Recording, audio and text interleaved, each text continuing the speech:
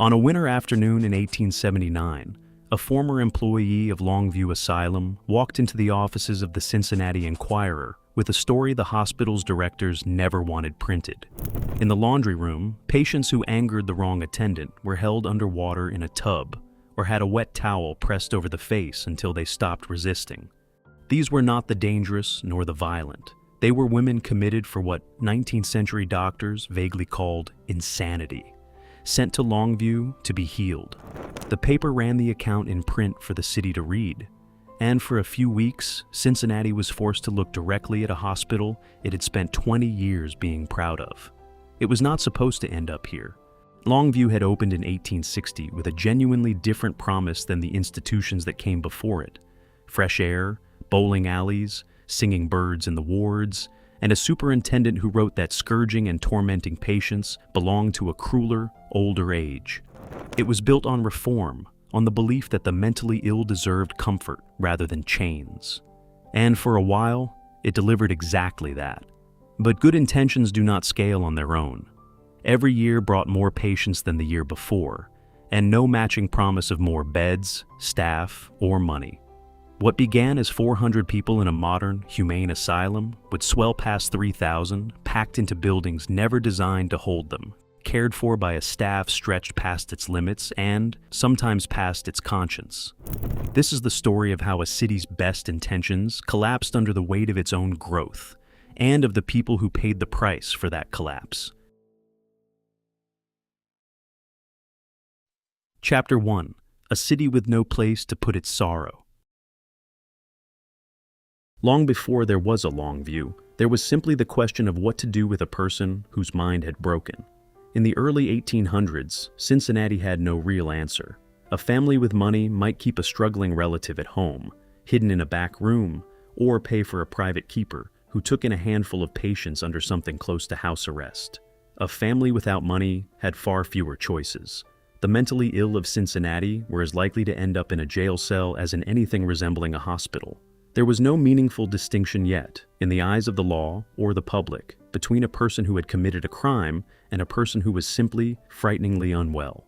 Change began with a request that had nothing to do with mental illness at all. In 1820, the governor of Louisiana sent an appeal north along the river system, asking the states that bordered the Ohio and the Mississippi to build hospitals for boatmen who fell sick on their long journeys downriver. In Cincinnati, a physician named Daniel Drake carried that request to the state legislature in Columbus, and out of it came something larger than anyone had first proposed, an act passed in January of 1821, establishing what would be called the Commercial Hospital and Lunatic Asylum of Ohio. It was Ohio's first attempt at a public institution for the mentally ill, and its founding was a genuine act of civic ambition. The building that resulted, completed in 1823 at the corner of 12th and Elm Streets, was a 3-story brick structure meant to house 250 patients across 4 departments: medical, surgical, obstetrical, and the lunatic asylum. The asylum wing itself was not finished until 1827. For a moment, Cincinnati could reasonably claim to be ahead of much of the country in how it treated its most vulnerable residents. That moment did not last. Nationally, the reform movement that would later transform Longview had not yet arrived. Cincinnati's asylum was built before the campaigns of Dorothea Dix and other reformers had begun to reshape public opinion about what humane treatment for the mentally ill should even look like. What existed instead in those early years was closer to a prison than a hospital. In 1831, the state legislature itself raised an unsettling question about the facility: whether the cells and apartments were separated by walls thick enough to keep patients from communicating with one another at all. It was a question that revealed the underlying philosophy of the place: confinement, not connection; containment, not care. By 1853, the numbers had turned the asylum's early promise into an outright emergency. More than 100 patients were crowded into a space built for 60. New cases, with nowhere else to go, were being housed in the county jail alongside convicted criminals. Visitors and officials who inspected the building described walls streaked with mold, floors rotting beneath their feet, and an air inside so foul that it was remarked upon by nearly everyone who passed through. Worse, neighboring counties and even other states had developed a habit of simply leaving their own mentally ill residents on the streets of Cincinnati, trusting that the city's overburdened asylum would take them in rather than turn them away. Public pressure finally forced the county commissioners to act. A committee was appointed to study the annex's condition, and what they found confirmed what anyone walking past the building already suspected. The structure was on the edge of collapse. The solution was not a new hospital, but a stopgap. Patients were relocated to the Ames Mansion at Lick Run, a building that had originally been intended as a hotel, leased for $800 a year. It housed 276 patients in its first year alone, more than the crumbling annex had ever safely held, and it would serve as Hamilton County's asylum for the better part of a decade. Lick Run was never meant to be permanent, and everyone involved seemed to understand that. It was a hotel wearing the clothes of a hospital, a temporary answer to a problem the city had been ignoring for 30 years. But it bought Cincinnati something valuable: time and a growing sense of public shame that would soon collide with a new national conversation about how the mentally ill deserved to be treated. That conversation was being carried across hundreds of towns by a reformer who would never set foot in Ohio. Starting in 1841, a schoolteacher turned advocate named Dorothea Dix had begun documenting the same horrors Cincinnati already knew intimately: chains, cages, unheated cells, and carrying her findings directly to state legislatures with a radical argument for its time, that mental illness was a medical condition deserving of medical treatment, not a moral failing deserving of punishment. State after state began funding new institutions built around that philosophy, and Ohio, slower than the crisis in Hamilton County demanded, would soon follow. Chapter 2. Building Longview. On April 7, 1856, the Ohio legislature passed an act dividing the state into 3 districts: Northern, Central, and Southern, each with its own asylum. Hamilton County, along with 13 neighboring counties, was folded into the Southern District, with its designated asylum located in Dayton, more than 50 miles from Cincinnati itself. For a county already straining under the weight of Lick Run's overcrowded halls, sending patients an entire day's journey away solved nothing. The following year, on March 10, 1857, the legislature reversed course and made Hamilton County its own separate asylum district entirely, with authority to build and govern a facility within its own borders, supported by a dedicated county tax matched by state appropriations for patients deemed curable. It was exactly what reformers like Dix had been fighting for: local accountability, dedicated funding, and a legal mandate to treat rather than merely contain. The land chosen for the new asylum sat along the Miami and Erie Canal, in an area then considered part of the small community of Carthage, a short distance northwest of the city center. Construction began in the late 1850s. The name chosen for it looked outward rather than inward, toward the long view of a landscape rather than the narrow confines of a cell, an appropriate choice for a project born out of genuine ambition. A hospital meant to prove that Cincinnati had learned something from 30 years of failure. Longview Asylum opened its doors in 1860 on Paddock Road in Carthage, along the banks of the Miami and Erie Canal. It was designed to hold 400 patients, a number that seemed not just adequate, but generous. A comfortable buffer above the population Lick Run had strained to contain.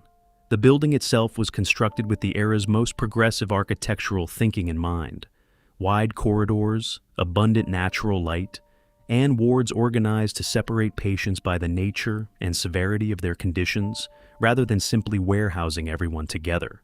At the helm stood Dr. O.M. Langdon, appointed superintendent and physician, a man who would come to define Longview's early identity as thoroughly as the building's architecture did.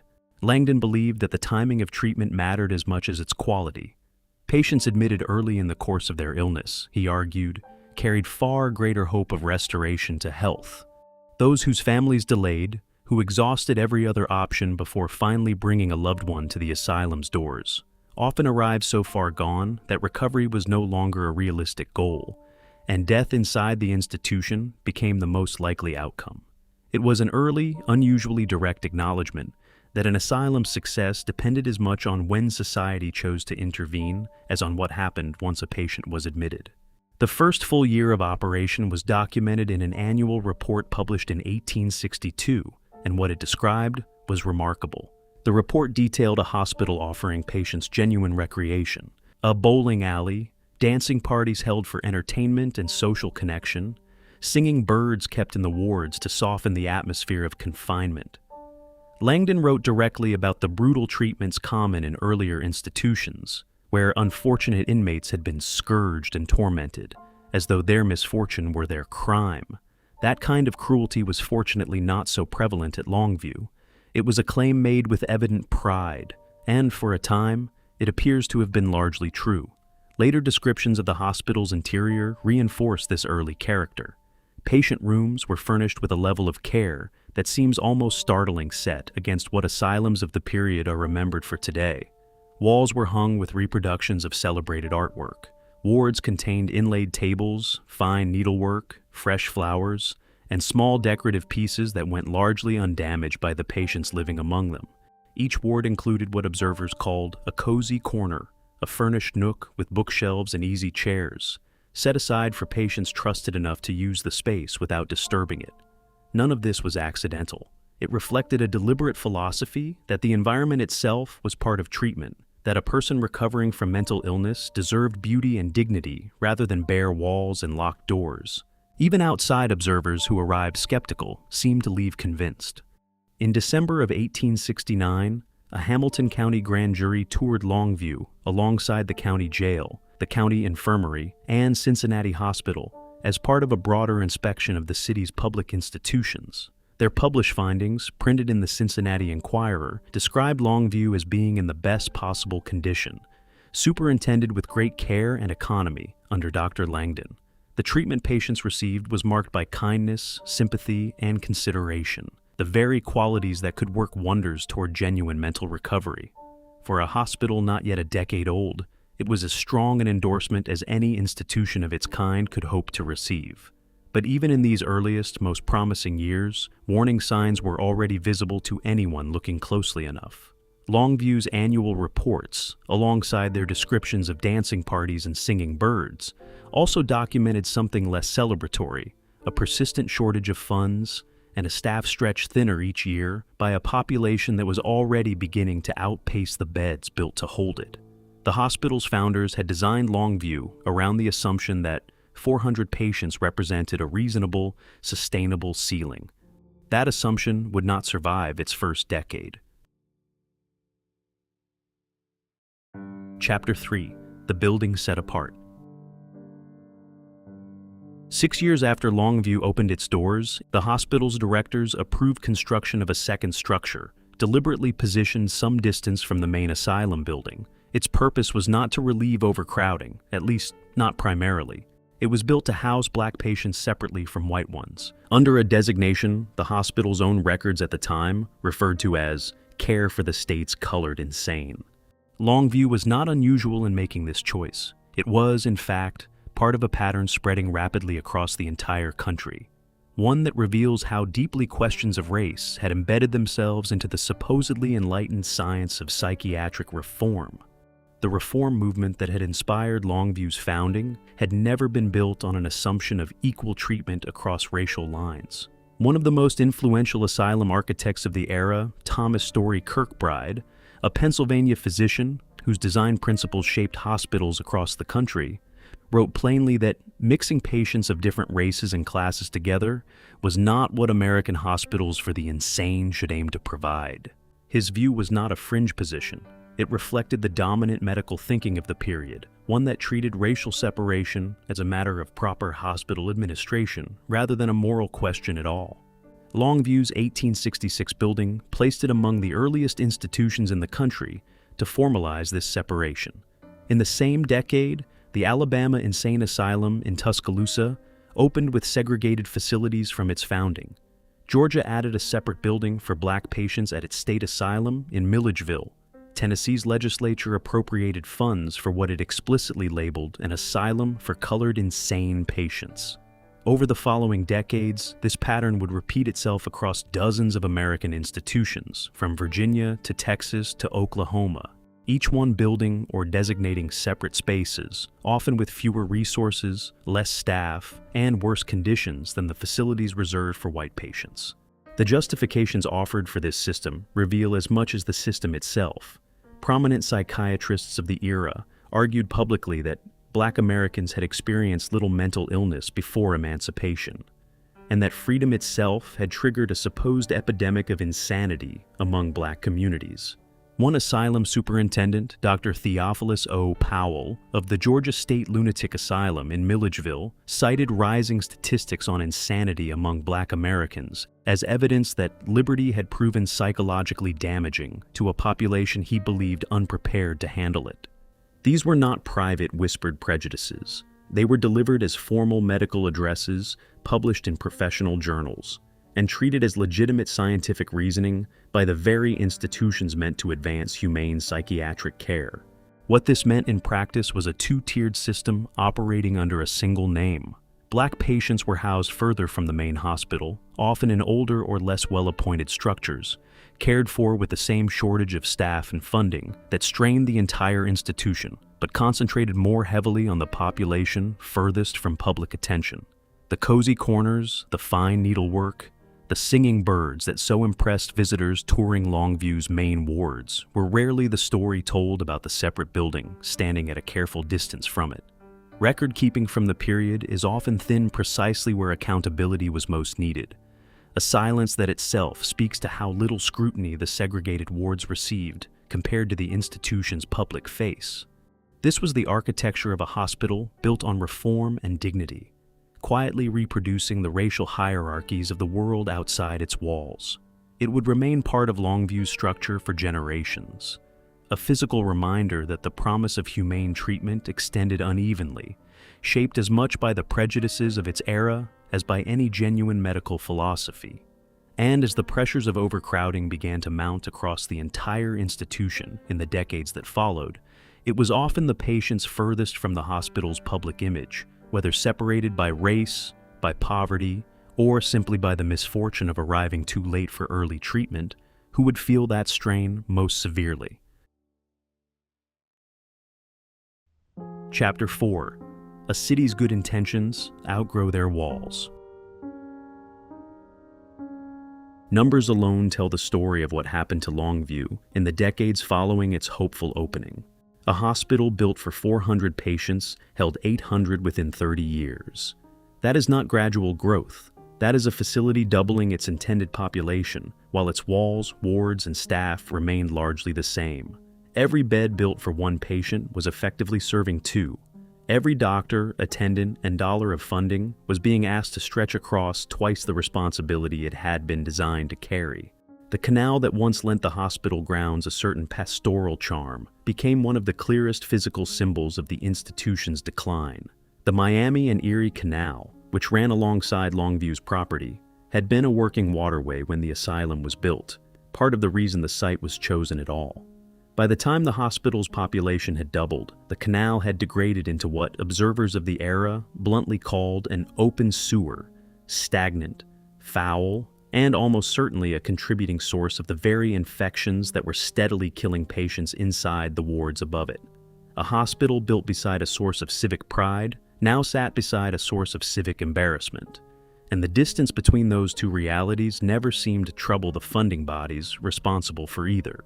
Underneath the overcrowding lay a second, less visible crisis, a tangled, decades-long dispute over who was actually responsible for paying for Longview at all.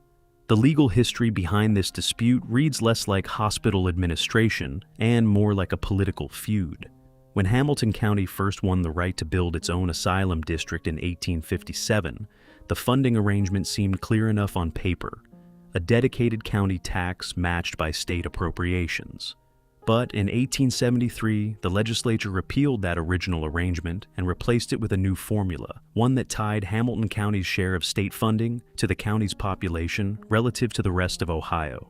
In practice, this new law shortchanged Longview badly, and the injustice of it became so apparent that no session of the General Assembly after 1880 even attempted to enforce it as written.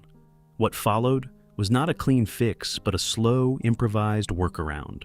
Between 1880 and 1883, the legislature appropriated an extra $10,000 each year above what the flawed 1873 formula technically required, an acknowledgement that the law itself was broken. After 1883, the state abandoned the formula entirely, appropriating funds to Longview in the same ad hoc manner it used for the state's other asylums. For more than 20 years, spasmodic efforts were made to bring Longview fully under state ownership and control, folding it into the same administrative system as Ohio's other hospitals. None of these efforts succeeded.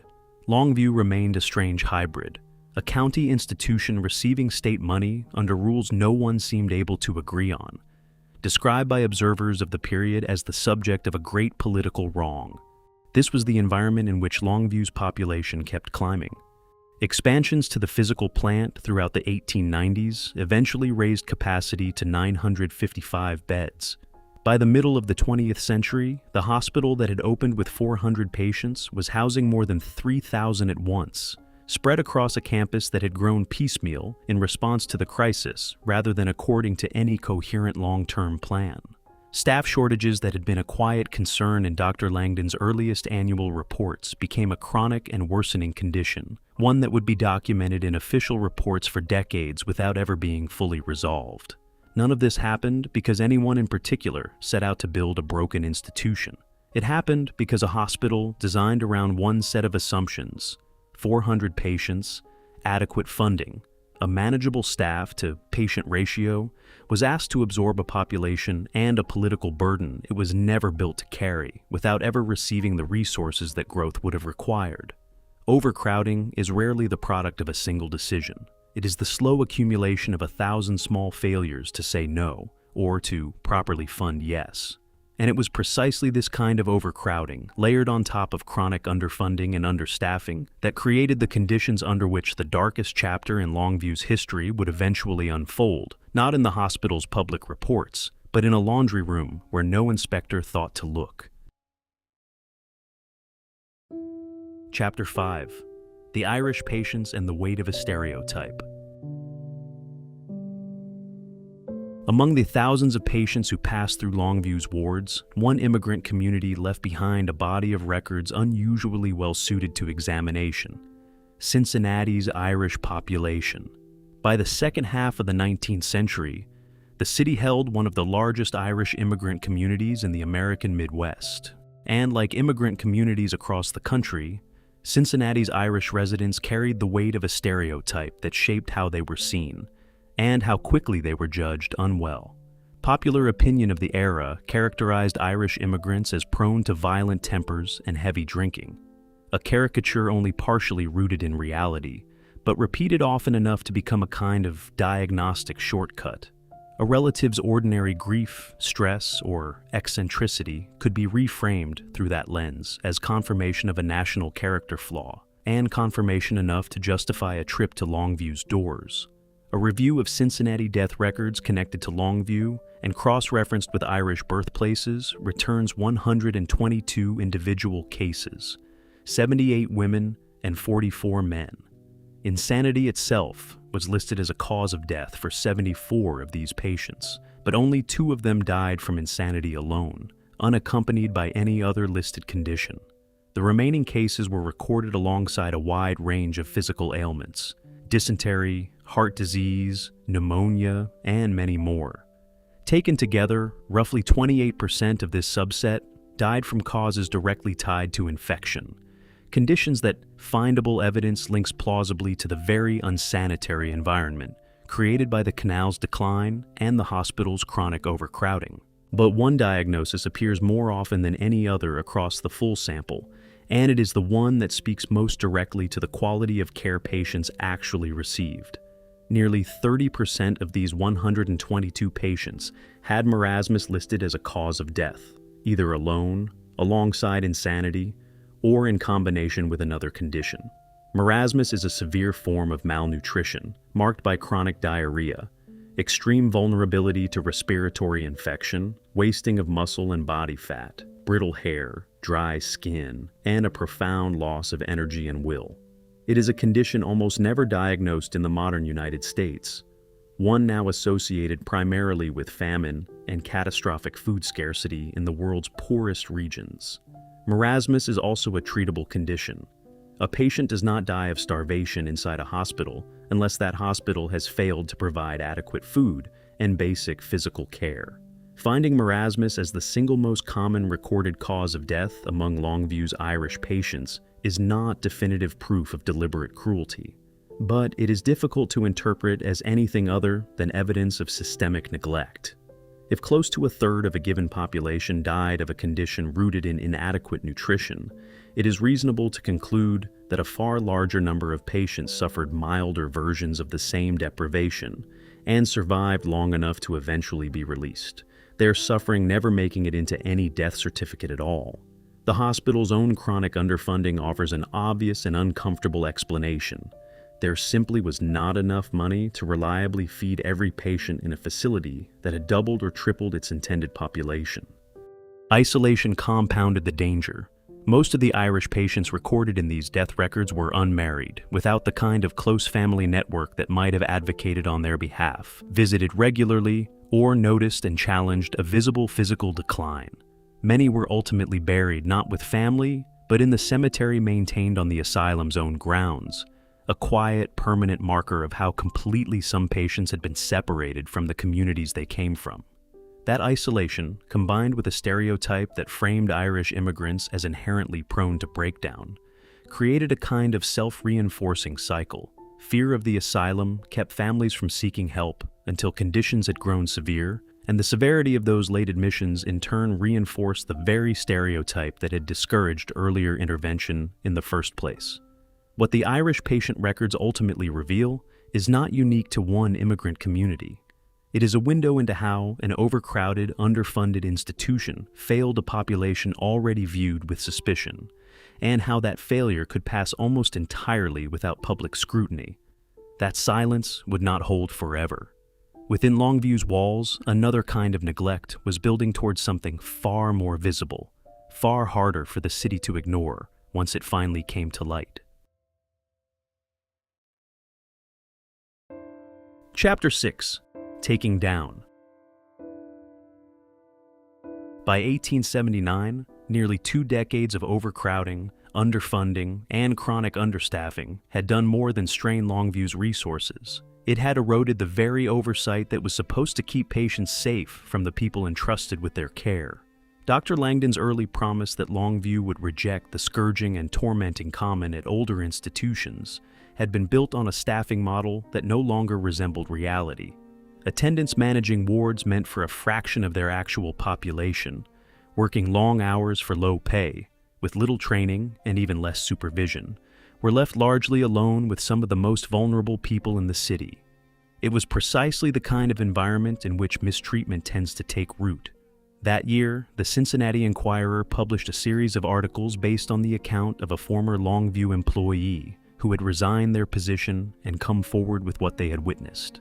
Their testimony centered on the hospital's laundry, a working area away from the wards where visiting officials and grand jury inspectors rarely spent much time.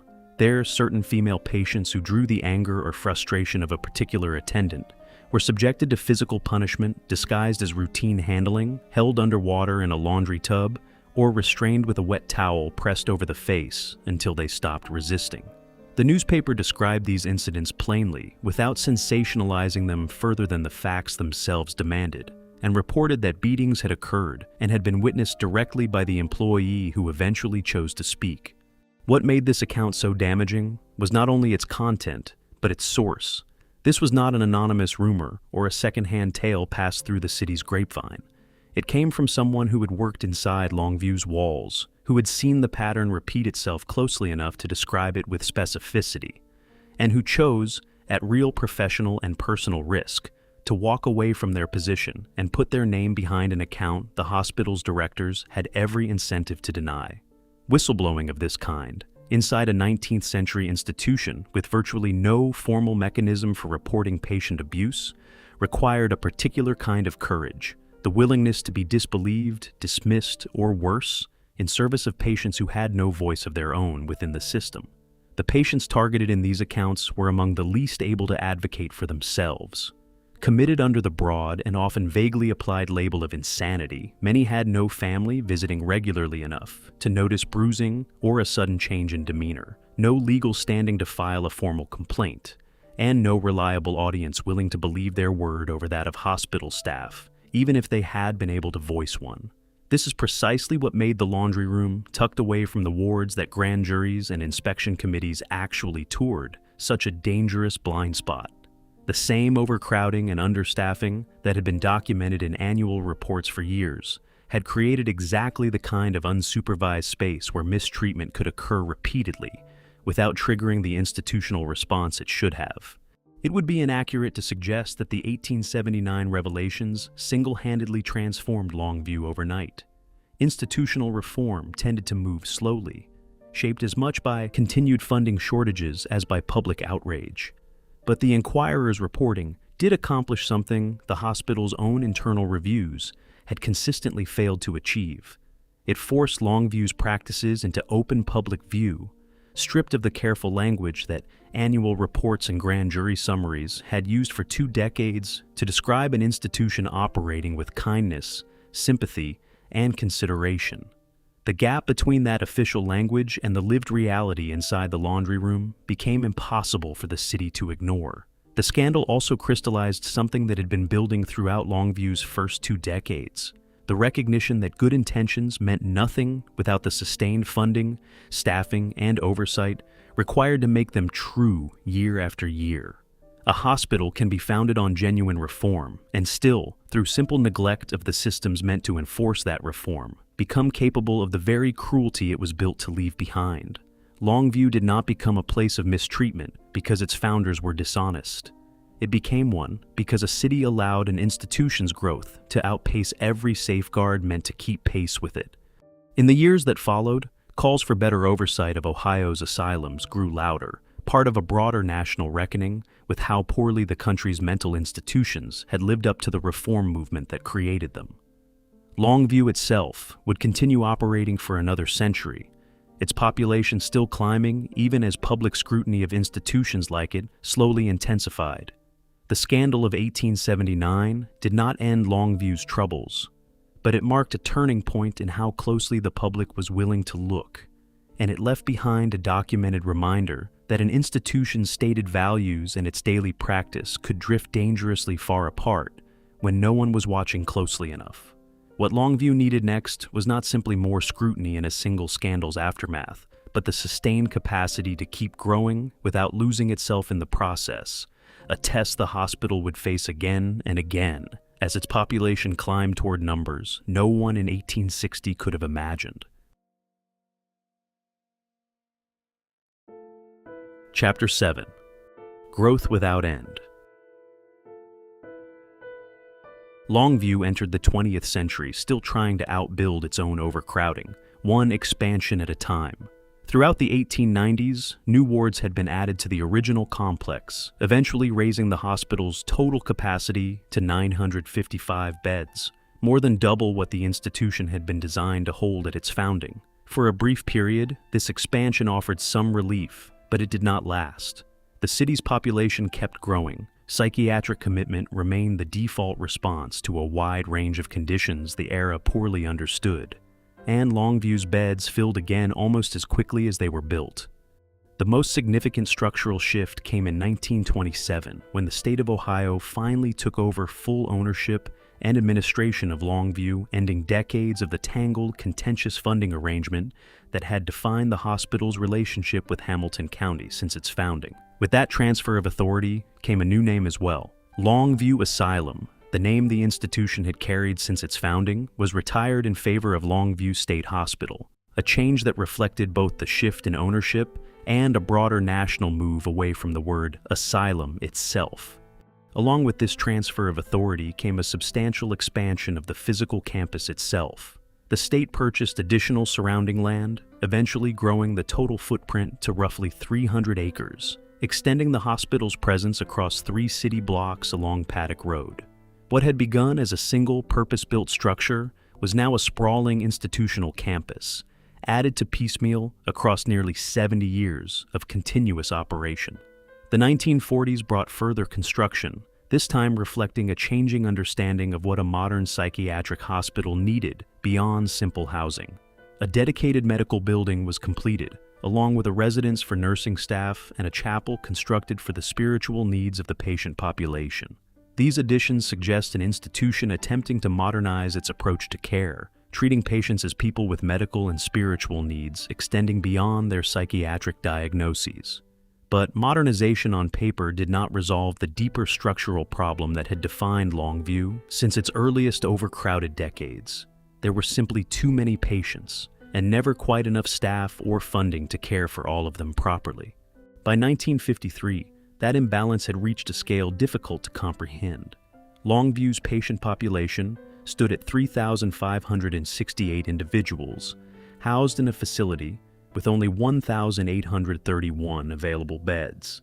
The math left no room for interpretation. The hospital was operating at roughly double its bed capacity, and staffing had fallen behind by an estimated 50% relative to what the patient population actually required. These were not vague impressions recorded by a sympathetic outside observer. They were the hospital's own documented figures embedded in its own records. That Longview had once again grown far beyond its ability to provide the humane, individualized care its founders had promised nearly a century earlier. What makes this chapter of Longview's history particularly striking is how closely it echoes the hospital's very first decades.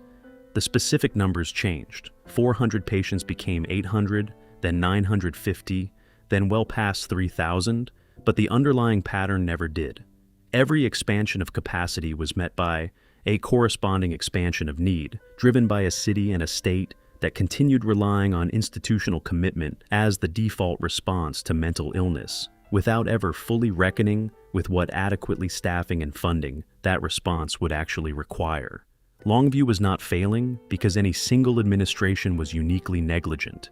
It was failing because the entire system surrounding it, from state funding formulas to public expectations about what an asylum should be, had never caught up to the scale of need the hospital was being asked to absorb. That imbalance could not continue indefinitely, and by the middle of the 20th century, the forces that would finally begin shrinking Longview's population were already gathering, not through political reform or increased funding, but through a genuine scientific breakthrough, taking shape in laboratories far from Cincinnati. For the first time in the hospital's history, medicine itself was about to offer patients a path out of institutional walls entirely, one that would transform not just Longview, but the entire landscape of American psychiatric care. Chapter 8: The Slow Emptying. By the middle of the 1950s, a new class of psychiatric medications began reaching hospitals across the country, and their effect on institutions like Longview was nothing short of transformative. For the first time, mood-altering drugs offered many patients meaningful relief from symptoms that had previously required round-the-clock institutional supervision simply to manage.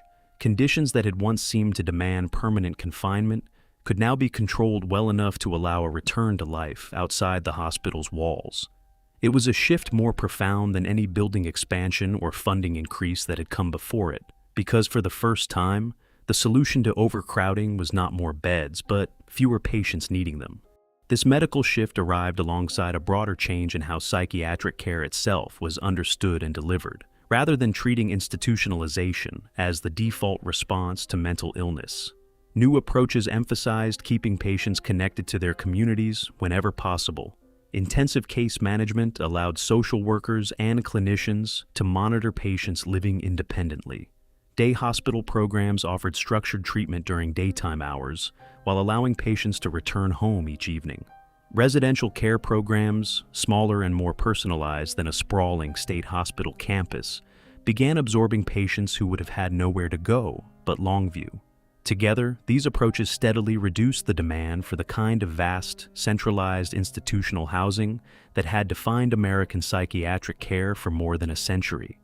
The numbers tell the story clearly. Longview's population, which had peaked at more than 3,000 patients at its most crowded, began a steady, sustained decline through the 1960s and 1970s. By 1987, the hospital's resident population had fallen to roughly 400 individuals, a figure remarkably close to the 400 patients the institution had been built to house well over a century earlier. It was a strange kind of symmetry. The hospital had grown nearly tenfold at its peak, absorbed decades of overcrowding, scandal, and structural strain, and was now returning to something close to its original scale. This decline reshaped the physical campus as thoroughly as it reshaped the patient population. Buildings that had once been essential, packed wall to wall with beds during the hospital's most crowded decades, gradually became unnecessary as fewer patients required housing. The Baber Building, also known as the Administration Building, stood as one visible symbol of this transition. An imposing brick structure with barred windows, it had been part of Longview's campus since the institution's era of peak overcrowding. As the patient population shrank and the remaining residents were consolidated into the newest, most modern sections of the complex, older buildings like this one fell into disuse, standing empty for years before eventually being demolished. Their function no longer needed by a hospital serving a far smaller population than it once had. There is something worth sitting with in this particular kind of ending.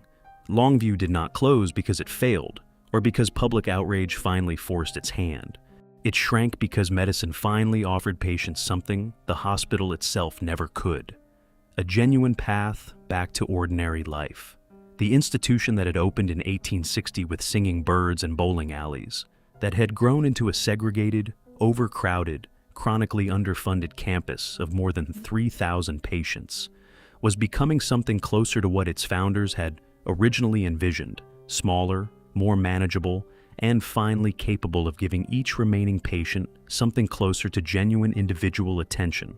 But a shrinking population and an aging campus raised an obvious question that Ohio's state government would need to answer before the century's end.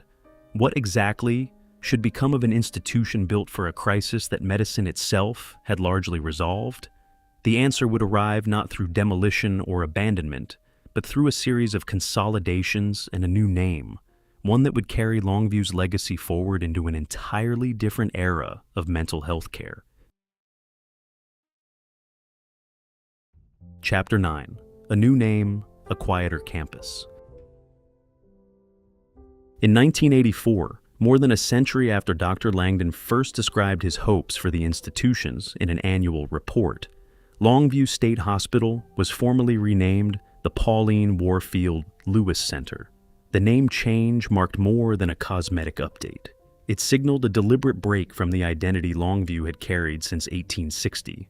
The new name offered the institution a chance to describe itself in terms shaped by contemporary psychiatric care rather than by the accumulated weight of 124 years of institutional history.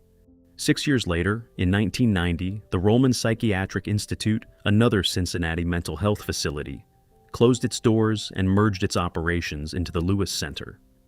This consolidation reflected a broader pattern playing out across Ohio and much of the country during this period, as the era of large, centralized state hospitals gave way to smaller, more distributed models of psychiatric care. Separate institutions increasingly folded into one another, concentrating remaining resources and remaining patients into fewer, more sustainable facilities, rather than maintaining multiple aging campuses in parallel.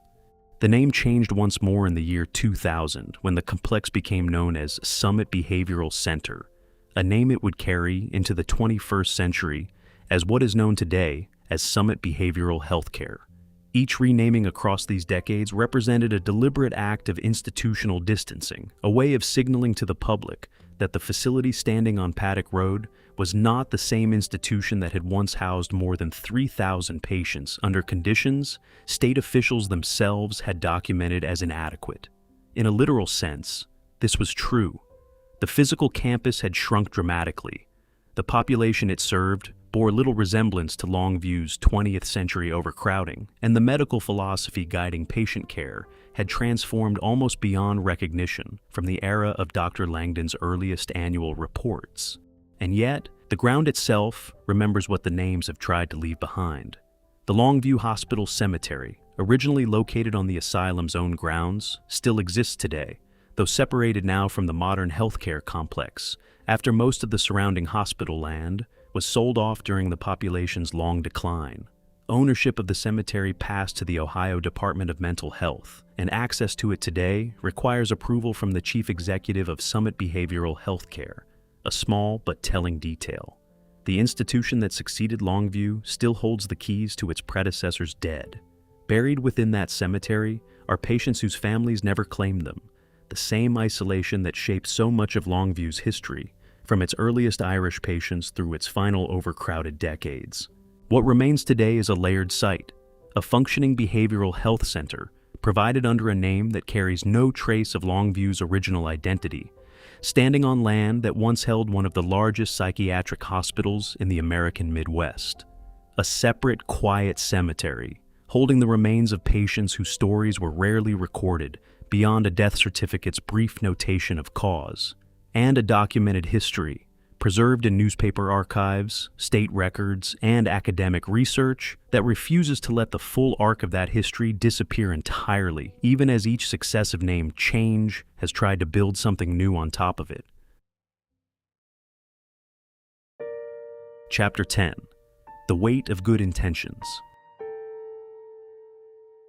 Longview's story resists a single, tidy lesson, because it was never one story, but many, layered on top of each other across more than a century.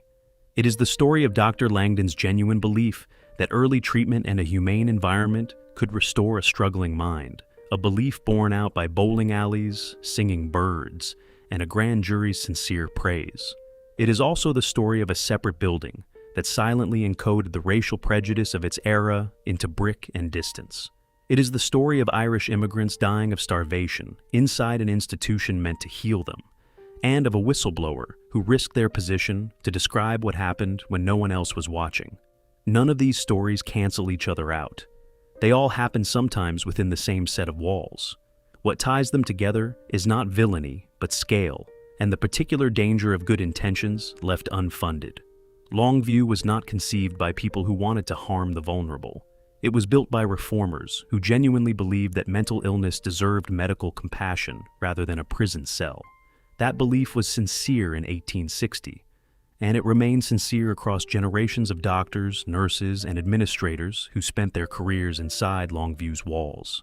But sincerity was never enough on its own to protect 3,000 patients housed in a facility built for 400, staffed by a fraction of the people such a population required, and shaped by prejudices about race and immigration that the era's best medical minds rarely thought to question. The lesson Longview leaves behind is less about any single scandal and more about vigilance, the ongoing, unglamorous work of making sure a good idea remains good as it grows. An institution's founding values mean little if the funding, staffing, and oversight required to sustain them are allowed to lag behind its expansion year after year, until the gap between promise and practice becomes too wide to close without real reckoning. That gap defined Longview's history far more than any single villain or any single moment of exposure. Today, the land Longview once occupied serves patients under an entirely different name, guided by an entirely different set of medical standards.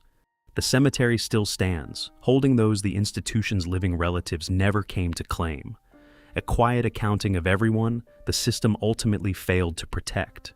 What Longview asks of anyone who learns its full history is not judgment alone, but attention, the recognition that dignity has to be renewed and resourced continually, or it does not survive contact with growth, neglect, and time.